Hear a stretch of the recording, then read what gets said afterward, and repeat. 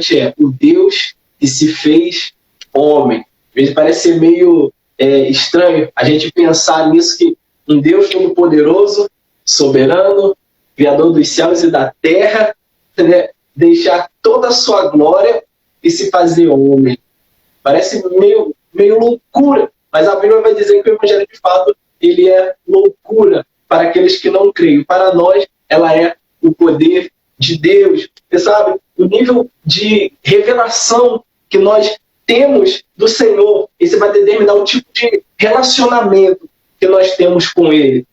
Né? Tem irmãos que têm relacionamento, né, com base no medo, ficam o tempo todo atormentados. Né? São irmãos que eles acordam de manhã e já pensando no mal que Deus pode fazer para eles, sabe? Ele perguntando: olha, Deus vai fazer comigo hoje? Eu pequei e Deus vai me matar. Né? Lá em Gênesis, no capítulo 3, no verso 9 e 10, a gente vai ver que aconteceu dessa mesma forma. Gênesis 3, versículo 9, versículo 10, diz assim: mas o Senhor Deus chamou o homem perguntando: onde está você? E ele respondeu: ouvi teus passos no jardim e fiquei com medo, porque estava nu, por isso me escondi.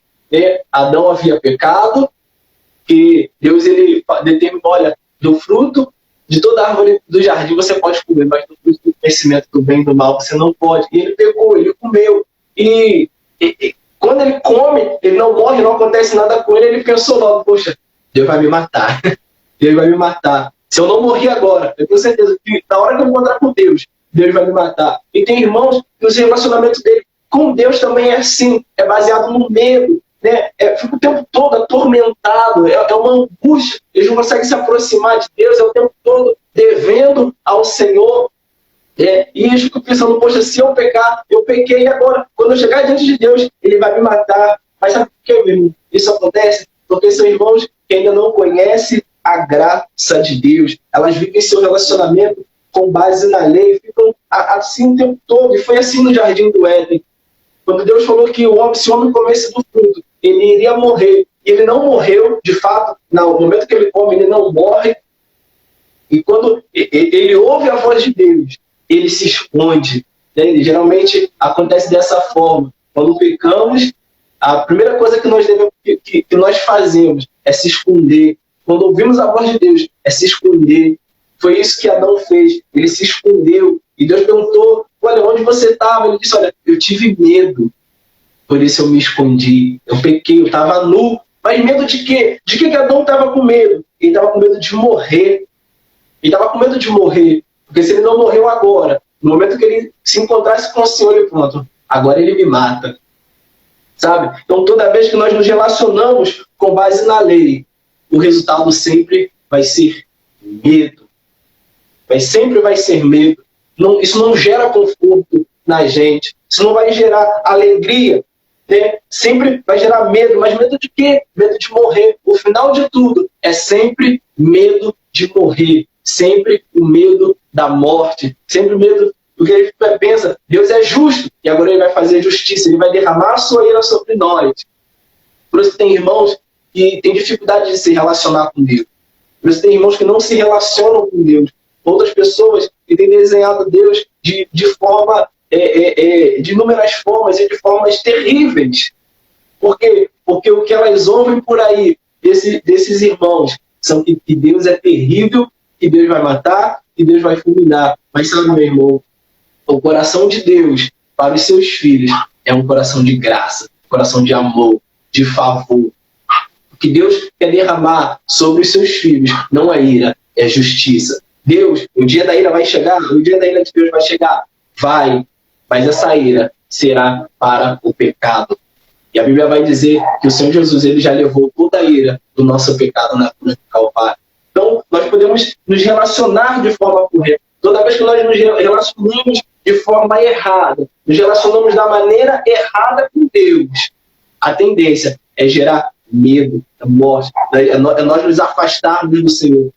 Ninguém que quer se relacionar com alguém que você sabe que vai te matar. Por exemplo, eu tenho uma filha, Se ela souber que eu sou um pai terrível, eu sou um pai que a todo momento vai ficar ali condenando ela, acusando ela, encontrando seus defeitos, ela vai ter dificuldade de vir falar comigo, de se relacionar comigo, sabe? Então, a visão de muitos cristãos, infelizmente, tem sido essa. Então, eles se baseiam, tem o seu relacionamento com Deus baseado na lei.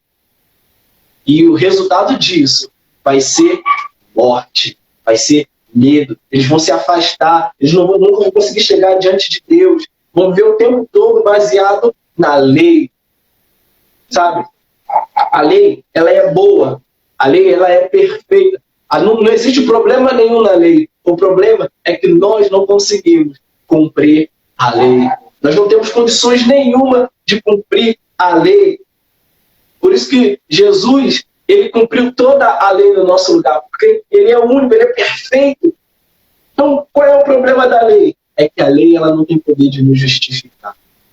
Enquanto vivemos baseado na lei, nosso relacionamento com Deus, a visão que nós vamos ter de Deus vai ser uma visão distorcida. A todo momento nós vamos querer agradar a Deus, vamos querer comprar o Senhor de alguma forma, porque eu jejuei muito, porque eu orei muito, agora Deus, ele precisa me dar. Eles nunca conseguem crer na graça de Deus. Mas eu quero dizer algo para você, meu irmão. O salmista, no Salmo 103, no Salmo 103, ele vai dizer o seguinte, que o Senhor é quem nos coroa de graça e de bondade. Há uma coroa de graça sobre a minha vida, sobre a tua vida. Então, por isso nós devemos nos relacionar com o Senhor com base na graça, com base naquilo que Cristo fez, não com base no nosso mérito próprio. Porque todas as vezes que nós nos relacionamos com Deus com base na lei, na justiça própria, nós iremos pecar. Nós iremos pecar e a consequência disso vai ser gerar medo dentro do nosso coração e nós iremos nos afastar do Senhor. Sabe? A lei, o Antigo Testamento, ele é a sombra do Novo, né? Ele é a sombra da graça do Novo Testamento. Enquanto a lei é a sombra, o Novo é a realidade. Enquanto nós estamos vivendo na sombra, nós não conseguimos enxergar a realidade. Por isso, querido, que nós devemos nos distanciar da lei, deixar aquilo que já passou e viver pela graça de Deus, por aquilo que Cristo ele já fez. Porque enquanto vivemos na sombra, nosso relacionamento vai ser um relacionamento errado. Mas quando estamos baseados na realidade, nós vamos enxergar o amor, a graça e o favor de Cristo. Nós vamos ter revelação daquilo que Cristo fez na cruz do Calvário por nós. É muito complicado, porque tem irmãos que não entendem hoje a posição que eles estão. A nossa posição hoje não é mais como pecadores. A nossa posição hoje é como filhos de Deus. Mas você pode falar, irmão, mas eu peco, eu ainda erro. Sim, querido, mas isso não é mais a nossa natureza.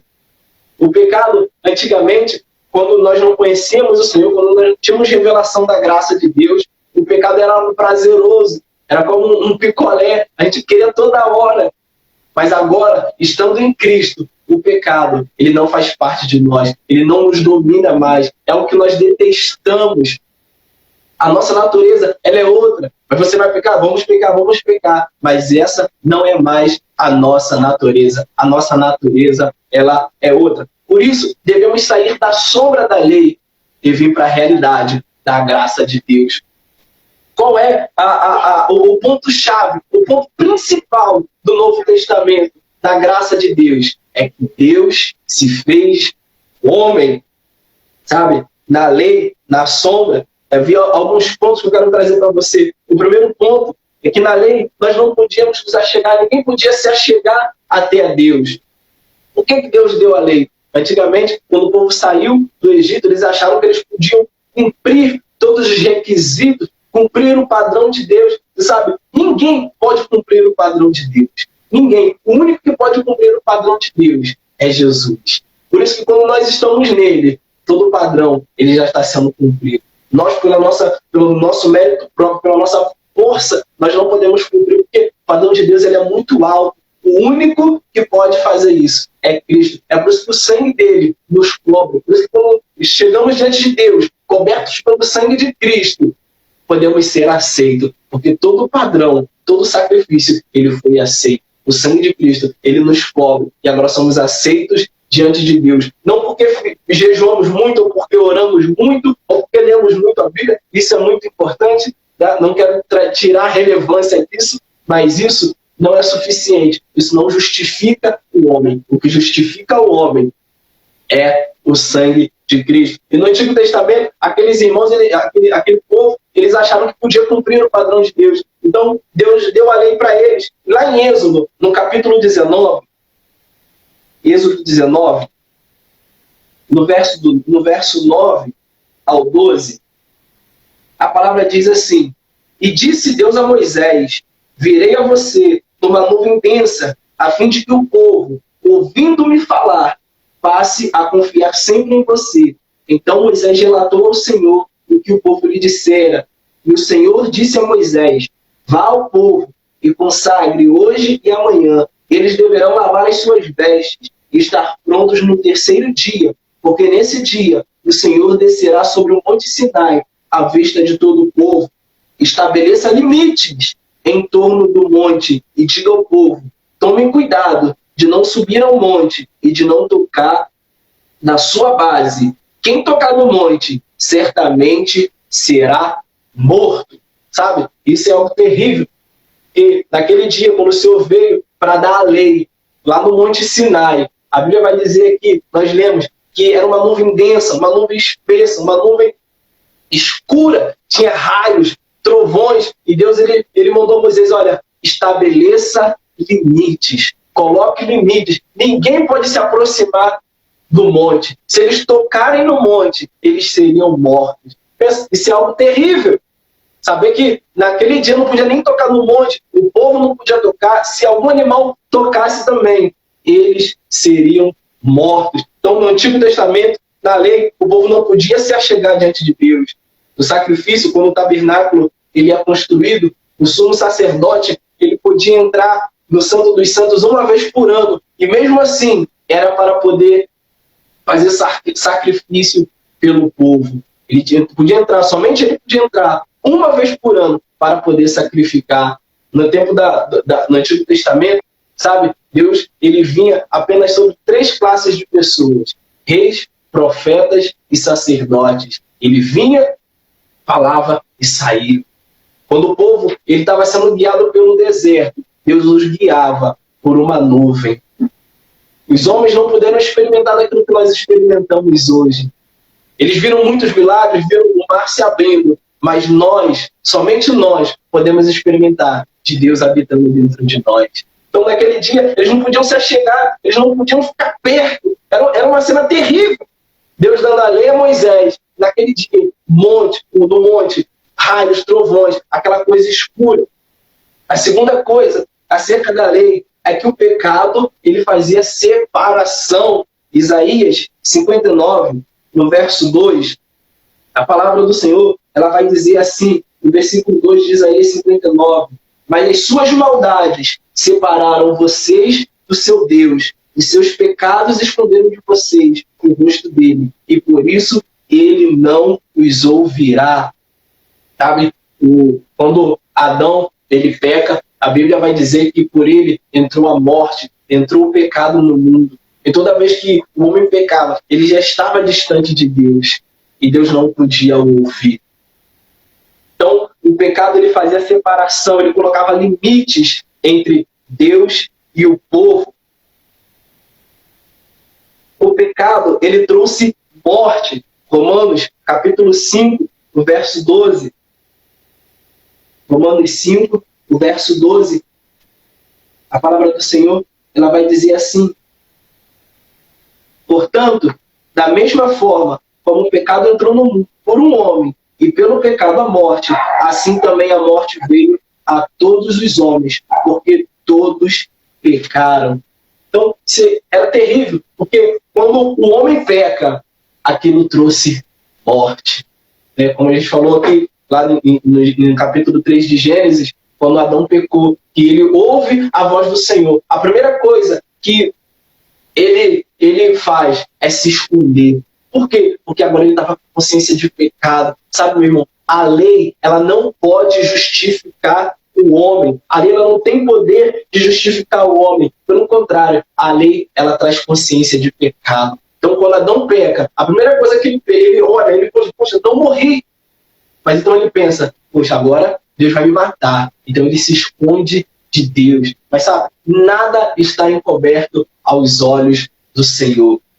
Então, meu irmão, por isso quando nós nos baseamos, vivemos ainda pela sombra do Antigo Testamento, pela sombra da lei, nós não conseguimos viver a realidade. Enquanto estamos na sombra, os nossos olhos vão estar tapados. Nós não vamos conseguir enxergar a realidade. Mas graças a Deus, porque desde antes da fundação do mundo, Deus já havia um plano para resgatar o homem. Deus já havia preparado tudo para poder resgatar o homem. Então, o ponto central do Evangelho de Cristo, o ponto central do Evangelho, da palavra de Deus, não é o quanto eu faço para Deus, não é o que eu faço para Deus, é o que Deus fez por mim.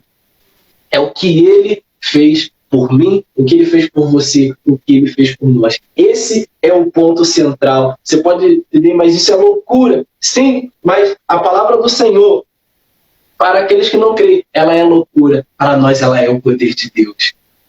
Sabe? Parece ser meio estranho se a gente entender que Deus, aquele que criou todas as coisas, criou o universo, fez os céus e a terra, agora Ele deixa a sua glória e vem aqui, na terra, para poder resgatar o homem e nos levar para uma nova vida. Eu quero ler com você João, capítulo 1,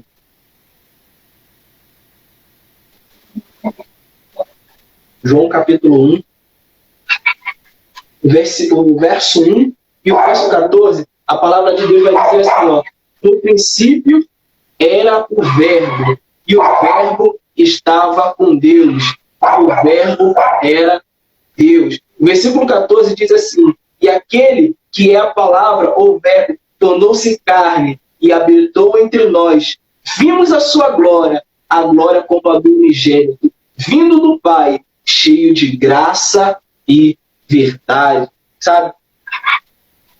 Quando nós entendemos que todos pecaram, estão destituídos da glória de Deus, e entendemos que agora o Senhor, Ele vem e se fez homem, e a gente pode entender, pronto, agora vai vir a cobrança. Deus, Ele fez homem, Ele vai vir nos cobrar, Deus vai vir nos punir. Só que o que João está dizendo aqui no versículo 14 é que quando Ele se manifesta através de Cristo, Ele veio cheio de graça e verdade e habitou entre nós. Ele não veio para nos condenar, Ele não veio para nos trazer ira, não veio para nos trazer condenação. Ele veio cheio de graça e verdade, para nos trazer favor imerecido, para nos resgatar do império das trevas e nos levar para o reino da luz do seu amor. Todos nós estávamos perdidos. A Bíblia vai dizer que nós éramos inimigos do Senhor, né? Nós éramos alheios às coisas de Deus e como estávamos destinados ao inferno. Nós não tínhamos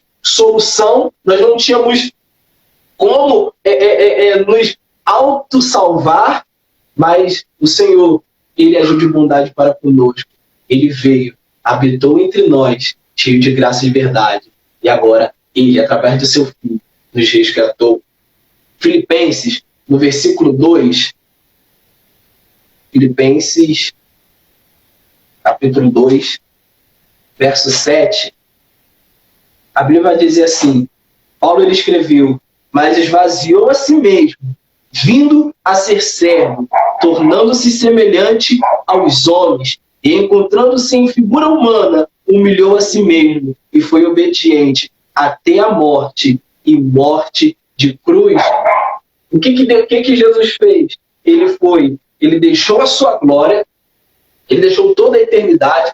Sabe, eu quero que você entenda, Deus está sentado num alto e sublime trono.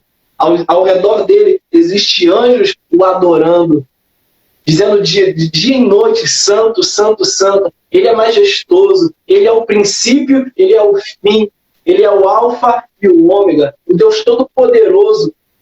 Quando Ele deixa a sua glória, quando o seu Filho deixa a sua glória e assume a forma de homem, Ele está se humilhando. A humilhação não foi ele ia ter a cruz. Isso foi uma forma de humilhação, mas a maior de todas foi ele deixar a sua glória e se tornar homem. E a Bíblia vai dizer que ele obedeceu a Deus, ao Pai, em tudo, e foi obediente até a morte, e morte de cruz. Aí no versículo 9 vai dizer: por isso Deus o exaltou à mais alta posição. Ele deu um nome que está acima de todo nome. O nome de Jesus está acima de todo nome. O Deus que nós servimos deixou a sua glória e se fez homem. Irmãos, não existe graça maior. Não existe amor maior do que esse. Não existe nada que se compare ao que Deus fez em meu, ao seu favor. Nada do que nós podemos fazer, nada. A gente pode passar o resto da nossa vida jejuando, orando, lendo Bíblia, fazendo doações, dando os dízimos, ofertas. Isso é bom, isso é válido, mas nada disso vai pagar aquilo que o Senhor fez na cruz do Calvário. Esse é o ponto central do Evangelho. Deus se fez homem. E ele habitou entre nós, cheio de graça e verdade, sabe? E como na lei, a graça também tem os seus pontos, sabe? Na lei, a gente não podia nos aproximar do Senhor. A gente viu lá que o Deus mandou que fosse estabelecido limites no monte. E que aquele que se aproximasse seria morto na lei. Mas na graça, a Bíblia vai dizer, Jesus falou: vinde a mim, todos que estão cansados e sobrecarregados, e eu vos aliviarei. Quando Jesus ele entrega seu espírito na cruz do Calvário e ele morre, a Bíblia vai dizer que o véu do templo ele se rasgou de cima a baixo. Sabe, irmão? E aí você pode falar: puxa, agora é bom, porque Hebreus capítulo 4 vai dizer que nós podemos, agora temos acesso a Deus, agora nós podemos nos aproximar a Deus. E de fato isso meu irmão. A Bíblia vai dizer que nós podemos, lá no versículo 16 do capítulo 4 de Hebreus, que nós podemos chegar diante do Senhor, até o trono da sua graça. Enquanto na lei nós não podemos nos aproximar, na graça, a Bíblia vai dizer que nós podemos nos chegar até o trono da graça de Deus. Mas a maior verdade, a verdade maior do que essa, é de que não apenas nós podemos nos achegar, é de que Deus, agora ele pode vir até nós. E a Bíblia vai dizer que agora nós somos a habitação de Deus. Sabe? Parece meio estranho. É o mesmo que você deixar de morar numa mansão para ir morar numa kitnet, num barraco, numa casa de madeira. Foi mais ou menos isso que aconteceu. Deus deixou a sua glória e agora ele veio habitar dentro de mim e dentro de você. O Deus que se fez homem. Ele veio morar dentro de nós. Quando o véu do templo se rasgou, nós podemos nos achegar, mas também Deus ele veio morar dentro de nós. A Bíblia vai dizer lá em 2 Coríntios, no capítulo 5, no verso 21, quero ler com você, 2 Coríntios 5, 21. Paulo ele vai escrever o seguinte: Deus tornou-se pecado por nós, porque não tinha pecado, para que nele fôssemos feitos justiça de Deus. Ele não havia pecado. Na lei, nós éramos pecadores. A Bíblia vai dizer que todos pecaram, estão afastados, destituídos da glória de Deus. Mas agora, na graça, na lei, no Novo Testamento, no Evangelho de Cristo, a Bíblia vai dizer que ele se fez pecado por nós.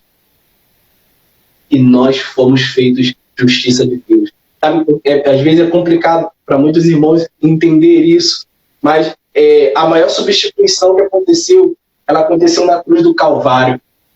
Quando Deus ele se faz pecado, a Bíblia vai dizer que Jesus ele se fez pecado, sabe, irmãos? E Jesus nunca pecou. Os 33 anos que ele teve aqui na terra, ele nunca pecou. Não pecou em pensamento, não pecou em palavras, não pecou em obras, não pecou em nada. Ele foi perfeito. O sacrifício de Jesus ele foi perfeito, ele foi aceito. Por isso, quando ele está consumado, ele estava feito. No Antigo Testamento, né, tinha que todos os anos fazer renovação. Hebreus fala isso, renovação de sacrifício, porque não era um sacrifício perfeito, mas o sacrifício de Cristo foi perfeito. Mas a Bíblia vai dizer que ele levou sobre si os nossos pecados.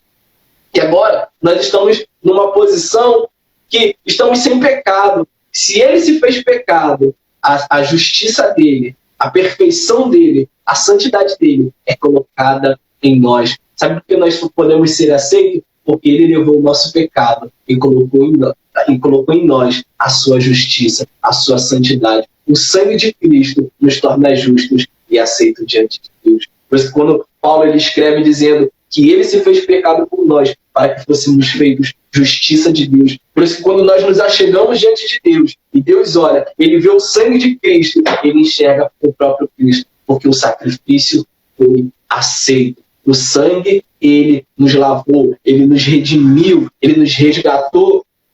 O plano da redenção, ele funcionava dessa forma. Um parente próximo, ele podia vir resgatar aquele que havia sido levado como escravo ou perdido o seu bem.